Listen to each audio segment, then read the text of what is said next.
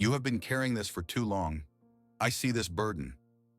Your knees tremble like Atlas holding a crumbling sky on his shoulders. Your to-do list is endless, and a quiet, relentless voice inside whispers, "You must do more. It's not enough."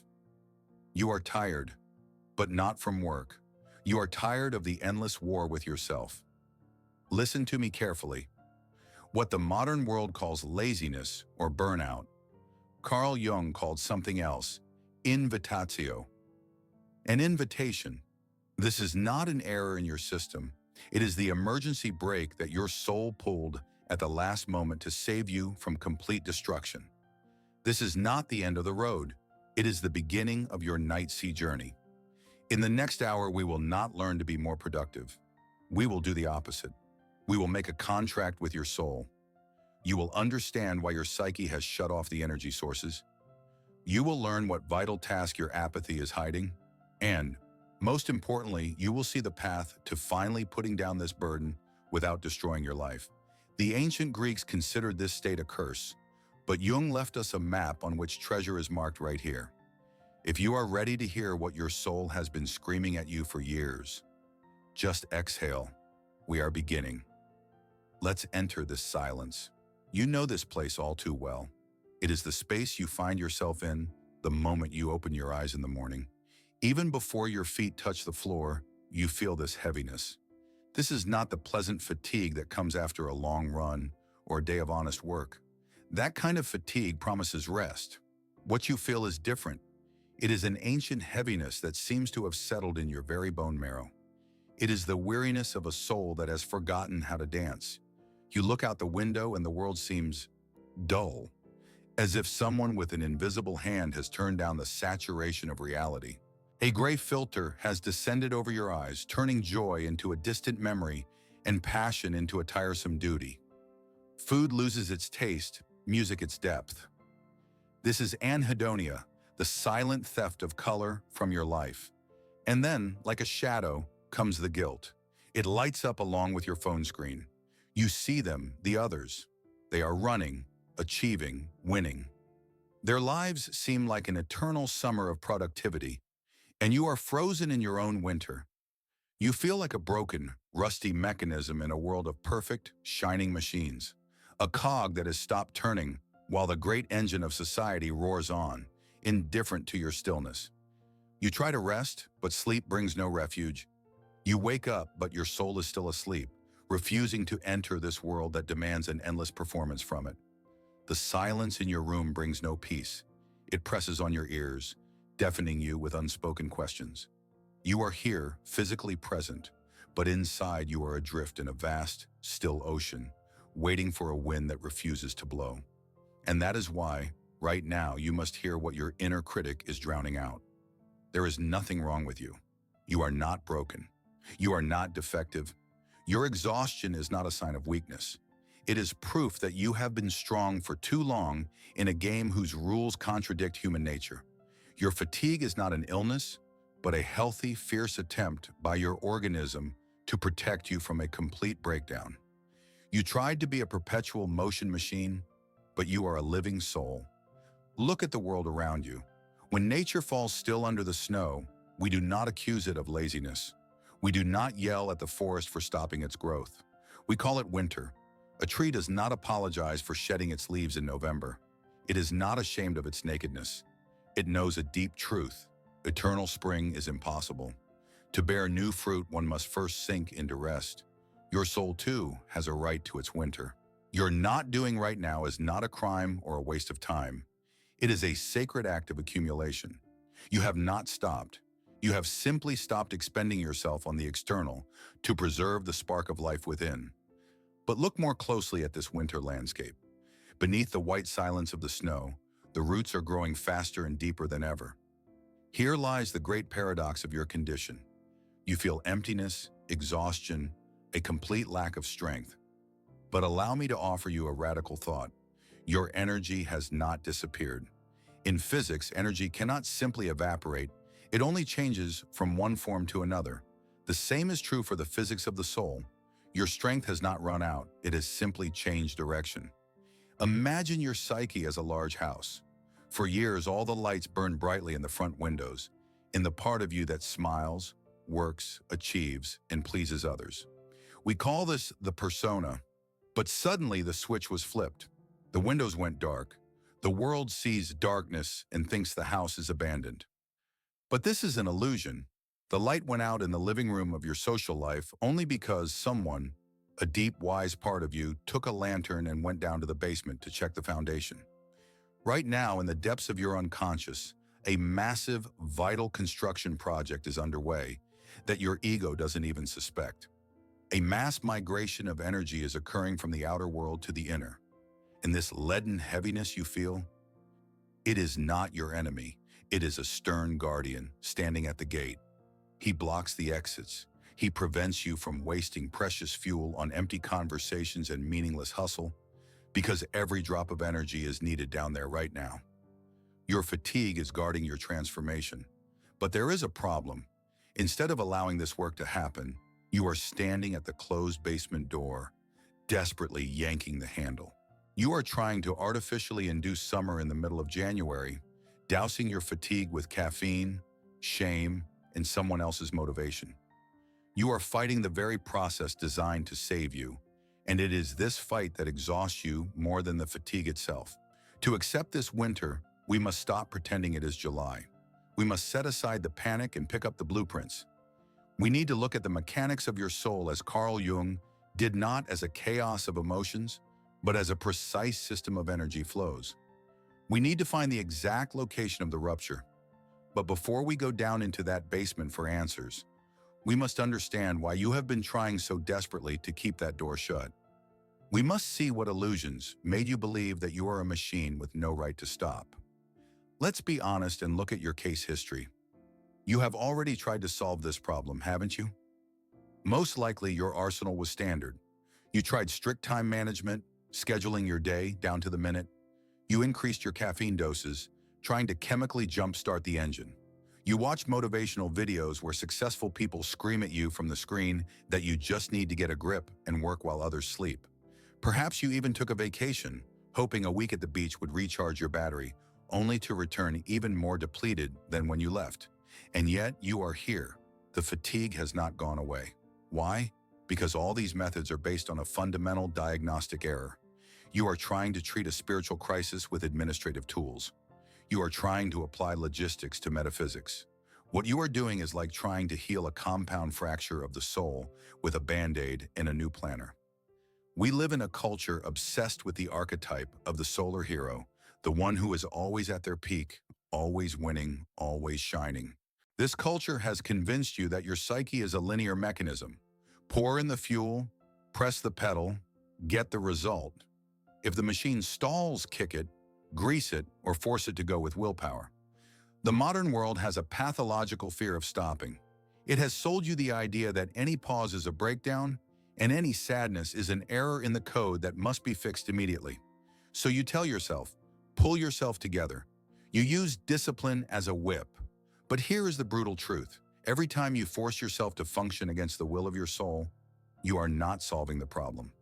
You are digging yourself deeper into a hole of debt. You are borrowing energy from a future you may not have the strength to live. You are not lazy. You are simply applying the wrong medicine to the wrong wound.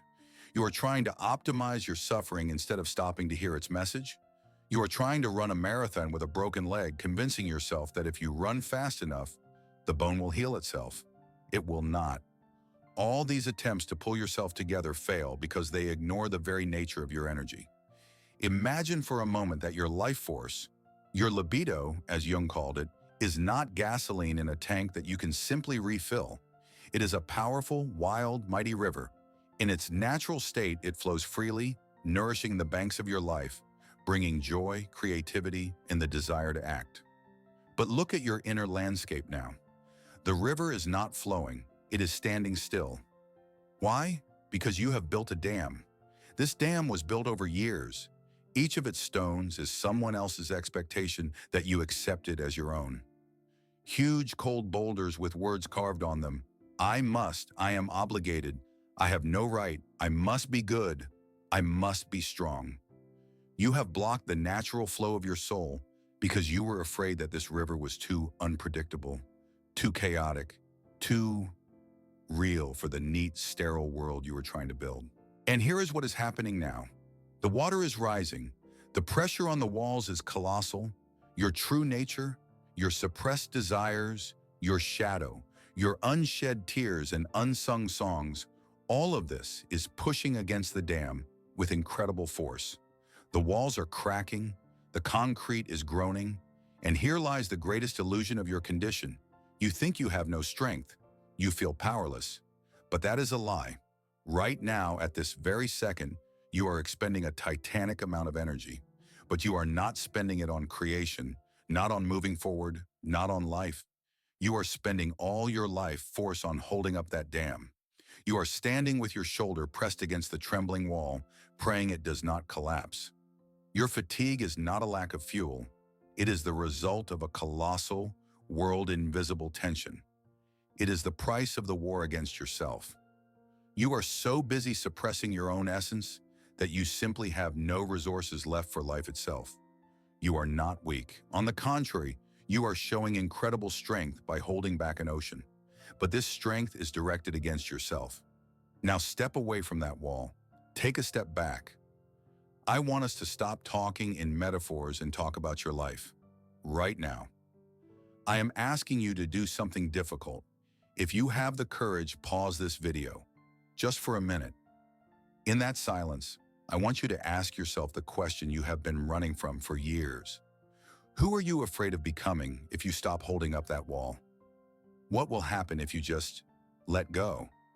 What catastrophe are you so afraid of? That you will become useless? That you will no longer be loved if you stop being convenient and functional? That beneath this mask of a successful person, someone frightened, small, and completely imperfect will be discovered? Ask yourself honestly, whose life are you living right now? Remember your yesterday. Go through it hour by hour. How many minutes in that day belong to you? Not to your boss, not to your children, not to your followers, not to your sense of duty. How many actions did you perform out of a pure living impulse of I want, and not from the heavy, leaden I must? You might discover a frightening emptiness. You might realize that you have built a perfect life for someone else, for your parents who wanted to be proud of you, for society which demanded that you conform. But in this beautiful house, there is no room for you. Remember that moment, maybe in childhood, maybe years ago, when you did something just because. When you drew without thinking about an exhibition, when you walked without counting steps on a fitness tracker. Do you remember that taste? The taste of life flowing through you, not being squeezed out of you drop by drop. Where is that person now? If you remove the word have to from your tomorrow, will there be anything left worth waking up for? Or will there only be silence and the fear of your own freedom? If you felt emptiness answering these questions, do not be afraid. This is a good sign. It means you have begun to see the difference between yourself and the role you are playing. This role has a name. Carl Jung called it the persona. The persona is the mask we wear to go out into the world. It is our social face, our costume of a good employee, a perfect parent, a successful entrepreneur. The persona is necessary. It protects our vulnerable soul from the harshness of the outside world, just as skin protects the flesh. Without it, we would be too exposed. But your tragedy and the reason for your deadly fatigue is that you have made a fatal mistake. You have forgotten that it is a mask. You have come to believe that the mask is you. You have played the role of the perfect person for so long and so diligently that the role has grown onto your face. The mask has become thick, heavy, impenetrable. It no longer protects you, it is suffocating you. You spend all your energy maintaining its shine, polishing its cracks, smiling with its painted mouth when inside you want to howl. Jung warned, when we completely identify with the persona, we cut ourselves off from the source of life. The persona is dead matter. It does not generate energy, it only consumes it. Living energy, that very libido, flows from the self, from your deep, true, often dark and inconvenient center. But that center is now walled up under layers of social expectations. Your fatigue is not an illness of your true self. Your true self is full of strength. It is your persona that is tired. It is worn out. It can no longer bear the weight of reality. And thank God for that, because your soul, suffocating under this shell, has finally pulled the emergency brake. Carl Jung appears here not as a harsh critic, but as a wise guide who sees your pain. He looks at you across time and says, "Take off the mask. It has become too tight. You have outgrown it. If you do not take it off yourself, your psyche will rip it off by force, and it will be painful. But it is the only way to start breathing again. You have been playing a role for so long that you have forgotten that someone alive is waiting for you in the dressing room, and that someone desperately wants to go home. So the mask has cracked. The energy has run out. You feel like you are falling into an abyss. But let's look at this fall through Jung's eyes, and perhaps your fear will be replaced by awe at the wisdom of your own nature."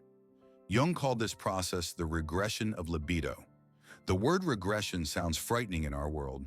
It means a step back, degradation, a setback.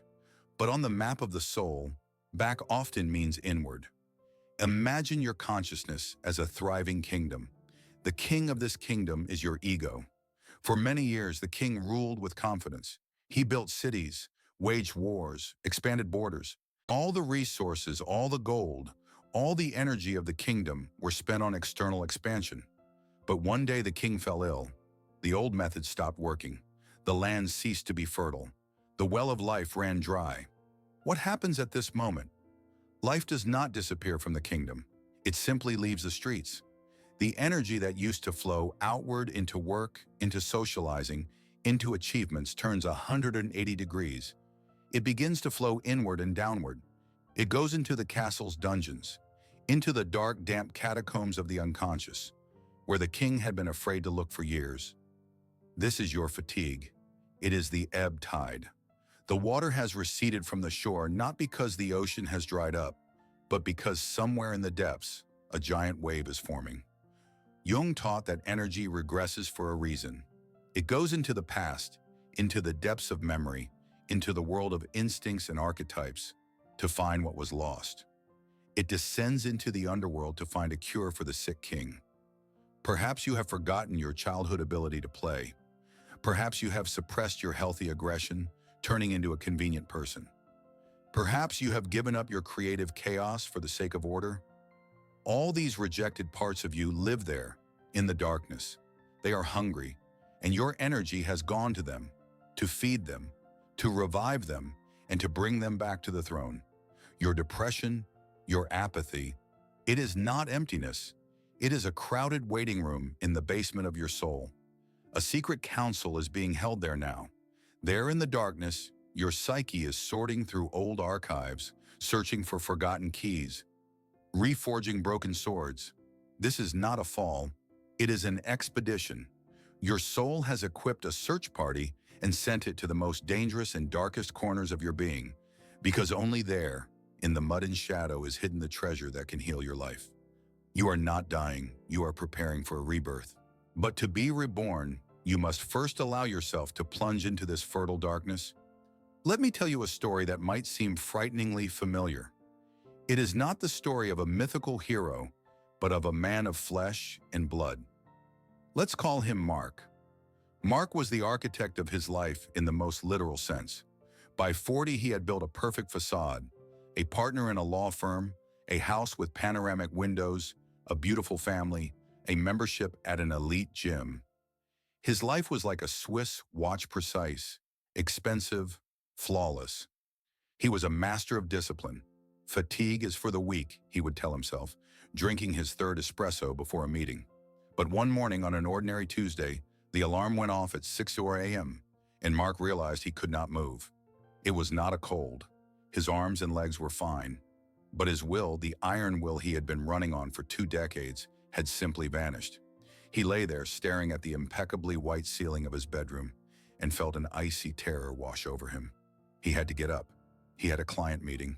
He had a plan. But his body had gone on strike. The first week was hell. Mark thought he was losing his mind. He tried to read work emails, but the letters blurred. He tried to force himself to go for a run, but only made it to the living room and collapsed on the sofa. His ego, his inner king, was having a fit. "You're a failure. You'll lose everything. Get up. But the energy was gone. The river had run dry.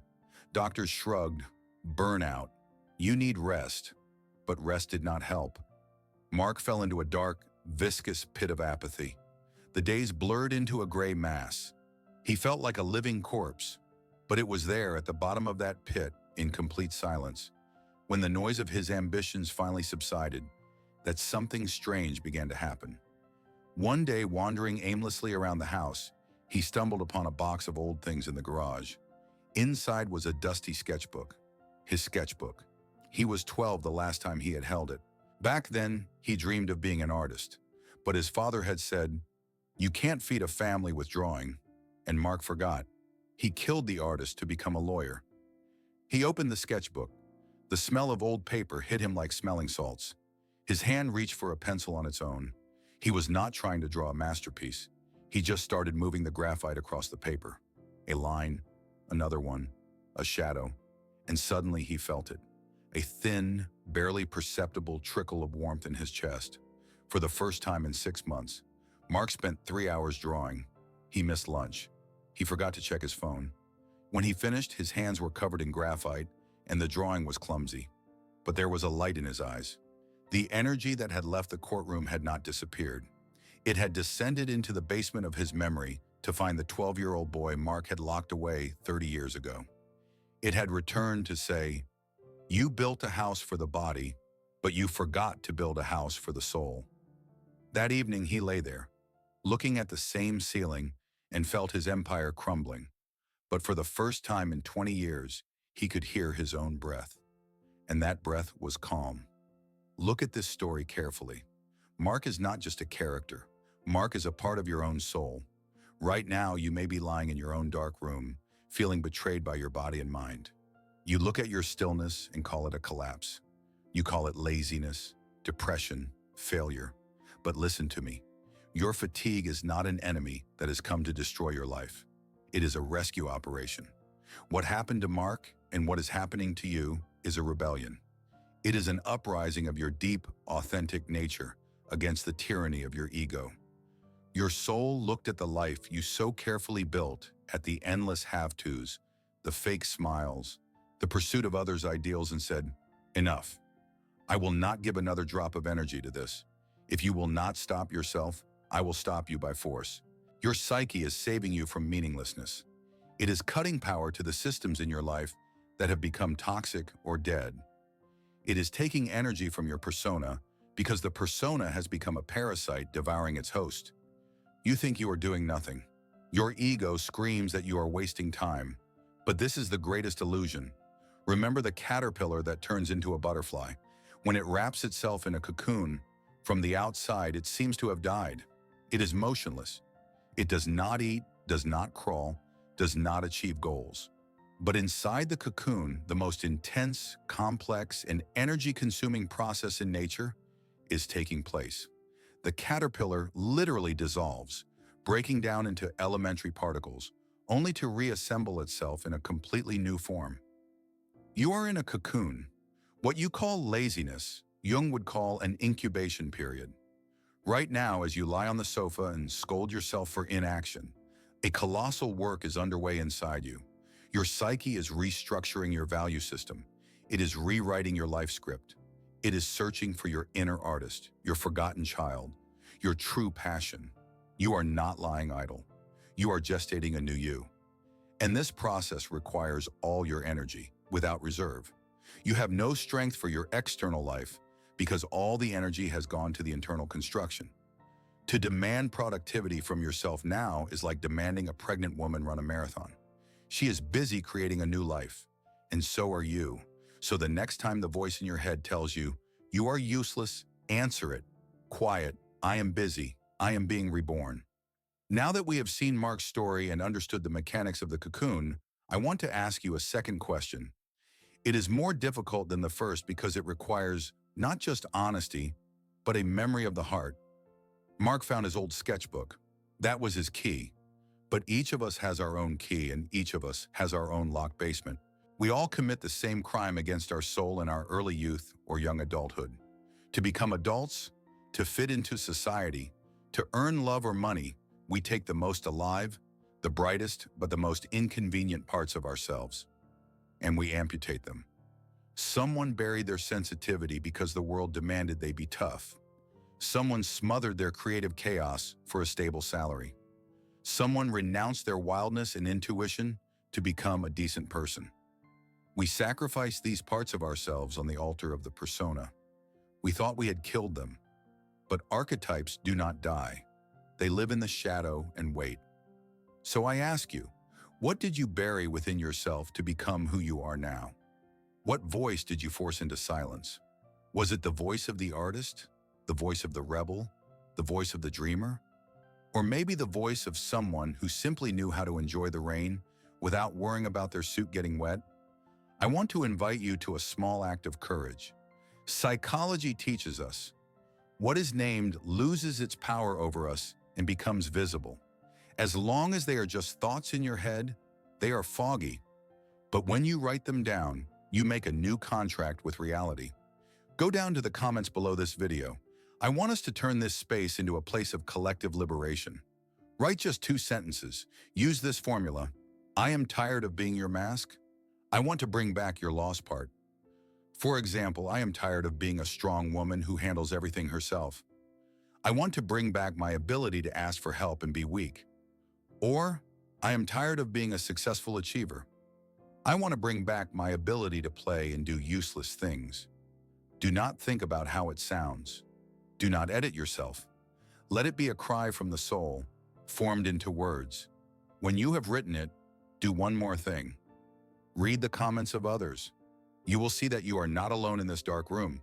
You will see hundreds, thousands of people who are carrying the same heavy mass and longing for the same lost life. We often think that our suffering is unique and isolates us. But the paradox is that it is in our vulnerability that we are united.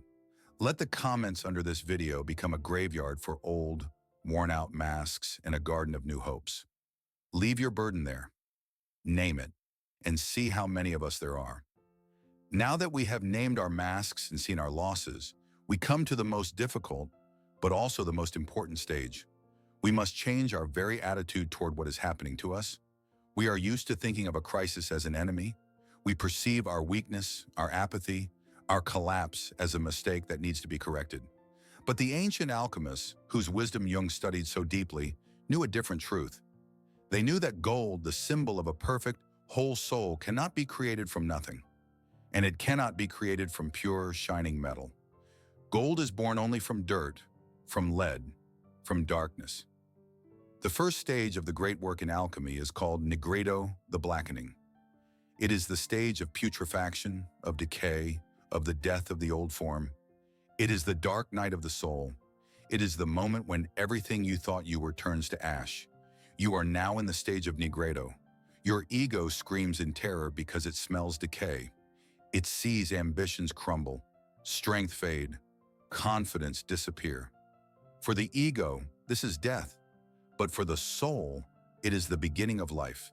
You must understand, without the decay of the old form, the new one cannot be born. A seed must rot in the earth to sprout.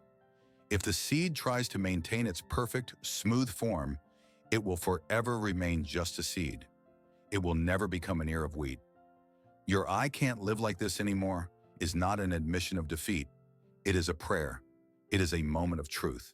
It is the very instant when the shell of your old self has finally cracked under the pressure of the new life growing within.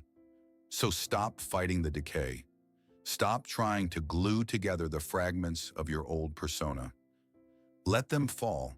Allow yourself to rot in this silence, in this inaction. Accept your defeat. Because only by admitting the complete powerlessness of your old way of living do you make room for something greater than yourself. What you are feeling now, this heaviness, this blackness, is not the end. It is the raw material, the prima materia, from which your soul is forging your future gold right now. What smells of decay to your ego is precious fertilizer for yourself. If nigredo is the state, then what is the action? What do you do when you can do nothing? The answer is paradoxical. You must stop doing. You must change the archetype that governs your life. We live the first half of our lives under the sign of the hero. The hero's task is to conquer the world. He builds the ego. He fights dragons. He acquires treasures, a career, status, a family. The hero acts through will, through overcoming, through the sword. His motto is victory or death. But you have reached a line where the hero's sword has broken. The dragons no longer fear you, and the treasures bring no joy. You try to wave the broken shard of the sword, but it only exhausts you. Your crisis is a signal that the time of the hero is over. The sage must enter the stage. The sage does not conquer the world, he understands it. The sage does not fight the current, he becomes the current. The hero tries to change external circumstances to fit his plan. The sage changes himself to fit the truth of the moment. Your task now is to lay down your weapons. Fighting no longer works. Every attempt to conquer your fatigue is an act of aggression against your own soul. You cannot defeat yourself because in this war, you will also be the loser. Instead of fighting, you need to master the art of integrating the shadow. The shadow is everything you have rejected in yourself as unworthy. Your weakness, your laziness, your vulnerability, your need for rest. The hero despises these qualities, but for the sage, they are a priceless resource. Look at your weak part not with contempt, but with curiosity. Perhaps your laziness is not a vice, but the wisdom of a body that knows you are going in the wrong direction. Perhaps your apathy is the psyche's way of saying, I don't like this game, I'm out. Accept your shadow. Invite it to the table. Tell yourself, yes, I am weak right now. Yes, I am inefficient right now. And this is also me. And there is value in this too. This requires far more courage than the eternal race for success. It is easy to run when everyone is running. It is hard to stop and come face to face with the void. Courage today is not getting up and running through sheer force, but staying down and listening until you hear the truth. Courage is allowing yourself to be imperfect, broken, nothing, and yet not losing self-respect. Philosophy is beautiful, but how do you apply this tonight when you are alone with your thoughts? I want to give you two specific tools. These are not pills that will instantly take away the pain. They are keys that will help open the door to that very basement. The first tool Jung called active imagination. Right now, your fatigue is a formless, oppressive cloud. It is frightening because it is everywhere and nowhere. Let's give it a form. Close your eyes. Imagine that your fatigue is a living being. Who is it? Maybe it is a hunched old man with a heavy sack who just wants to sit down. Maybe it is a crying child who has been forgotten in a corner. Or is it a wounded animal baring its teeth so no one will touch it?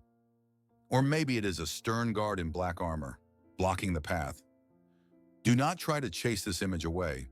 Do not try to fix it or make it cheerful. Just watch. And then, in your imagination, speak to it. Ask it, who are you? Why have you come to me now? What are you protecting me from? What do you want me to stop doing? And listen. The answer may not come in words. It may come as a feeling, a memory, an image. Do not try to exorcise this demon. Invite it for tea and ask what message it has brought. You will be surprised, but often this monster turns out to be your most loyal ally, who was simply tired of screaming for you to hear it. The second tool is the journal of not doing.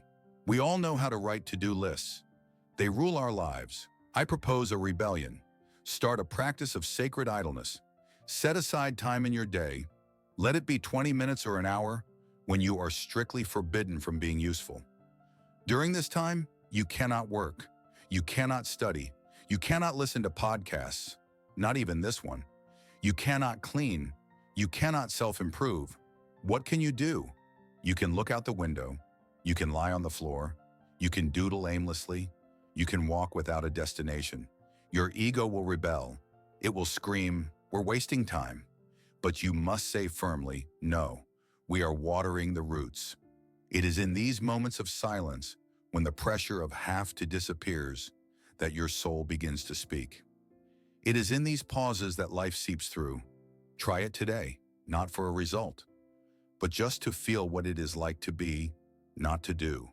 And when you allow yourself this pause, when you stop running and meet your silence, I want you to hear one thing. I want you to let these words into the very depth of your heart. to the place where your eternal fear of being not enough lives. You have done enough. You have fought long enough. You have endured enough. You have carried a weight on your shoulders that was not meant for one person. You have earned the right to put this burden down. We live in a world that tries to convince us that life is a transaction, that every morning we must buy our right to exist through productivity, through usefulness, through conformity to other standards.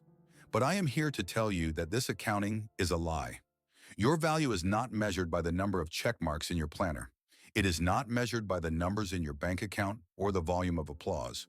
Your value is a constant. It was absolute the moment you were born and had not yet done anything. And it remains absolute now as you lie exhausted. Your existence is not a debt to be repaid. It is a gift to be accepted. You have a sacred right to simply be, to be like a mountain that produces nothing but holds up the sky, to be like a tree that simply grows. You are part of this great breathing universe, and the universe creates nothing superfluous. If you are here, it means you are necessary, just as you are, tired, broken, real. So stop looking at your crisis as a breakdown. Stop being ashamed of your halt. What is happening to you is not a degradation. It is an upgrade of your consciousness. Your soul has become too large for the small life you built for it. Your old skin is cracking at the seams, not because you are shrinking, but because you are growing. This crisis is the labor pains of your new self. Is it painful?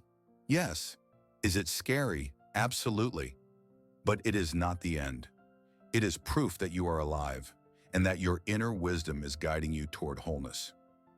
You are not falling apart. You are coming together. You are not weak. It takes titanic strength to allow yourself to be vulnerable in a world of armored machines. And you have that strength. You have done enough. Now let life do something for you. We have come a long way in this hour. We have descended into the basements of your soul. We have met the ghosts of the persona, and we have looked into the eyes of your fatigue. And now, standing here at the end of this journey, let's tie all the threads into one strong knot. Remember this main lesson. Your pain is not a mistake. Your darkness is not the absence of light. Your fatigue is a loud, insistent, desperate call from yourself. It is a voice that says, "Come home. You have strayed too far into foreign territory, the territory of have to and must. And your soul, like a loving mother, has called you back in the only way you could not ignore it, took away your strength to continue in the wrong direction. We are afraid of the dark because we see nothing in it. But it is in the darkness of the soil that a seed sprouts. It is in the darkness of the womb that life begins. It is in the darkness of your unconscious that your new personality is now being born. Stop calling it depression or laziness. Call it your great return. You thought you were broken, but the truth is, only your cage was broken. Your mask was broken. Your illusion of control was broken. But you, the real living feeling center within you, are not broken. You are only now beginning to truly awaken. What seemed to you like a dead end is actually a door. What seemed like the end of the road turned out to be just a sharp turn toward home. You are not dying. You are shedding your skin. And this process requires rest, time, and silence. Give that to yourself, not as an indulgence, but as a sacred necessity. And I promise you, this winter will not last forever. One day the snow will melt, and when it does, you will see a world that has changed beyond recognition. Imagine a life where you no longer have to spend 90% of your energy holding up a dam. Imagine that all this colossal power that went into suppression is suddenly released. It will pour into your creativity, into your relationships, into your simple daily existence. You will wake up and the heaviness in your chest will be gone. You will look in the mirror and see not the mask of a successful person, but your own face alive, calm, real. You will no longer have to pretend. You will no longer have to defend yourself. In this new life, the word have to will yield its throne to the word love to. You will work not out of fear of poverty or judgment, but out of interest and passion. You will rest not because you have collapsed from exhaustion, but because you love your body. The color will return. The taste of food will return. The music will return. You will be able to play again, like in childhood, without thinking about the result. The spontaneity you thought was lost forever will return to you like an old friend. And one morning you will wake up not because the alarm clock rang and duty calls you to war.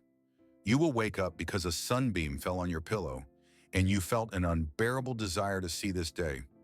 You will wake up because life has become too interesting to sleep through. That day will come. Just wait. Just breathe. Just be. But while you wait for that dawn, know one important thing. The biggest lie of depression is the thought that you are alone in your darkness, that everyone else is coping, and only you have fallen out of line. Look at the numbers under this video. Look at the comments you and others have left today. Behind each of those nicknames is a living heart that aches just like yours. Behind each avatar is a person who is also tired of wearing a mask and is also looking for the way home. Right now, at this very second, thousands of people in different corners of the earth are sitting in front of their screens and feeling the same thing you do. We are a whole generation that is learning to stop. We are a generation that has decided to say no to the meaningless race and has begun the difficult journey back to the soul. You are not an outcast. You are part of a vast, invisible brotherhood of seekers. We are all weary travelers, walking different paths to the same source. Your pain is our common pain. Your hope is our common hope. In this night, you are not alone. We are walking together. Our journey is coming to an end, but your inner work is just beginning. The world outside is very loud. As soon as this video ends, the noise of daily life will try to drown out the quiet voice of your soul again. Do not let that happen. If what you heard today resonated with you, stay with us. Consider the subscribe button not as a social gesture, but as Ariadne's thread. Hold on to it so you do not get lost in the labyrinth of superficial meanings and others' expectations. Subscribe so you will always have access to this space of depth and understanding. And if you are ready to accept your winter, if you give yourself permission to stop without guilt, like this video. Let it be your small but firm act of self-affirmation. Let it be a sign that you accept your right to rest and your right to heal. Remember the words of Carl Jung, which are the compass for our entire channel. Who looks outside dreams, who looks inside awakes. You have slept long enough, looking at others' lives. It is time to open your eyes and look deep into your own. Good night to your ego, and good morning to your soul.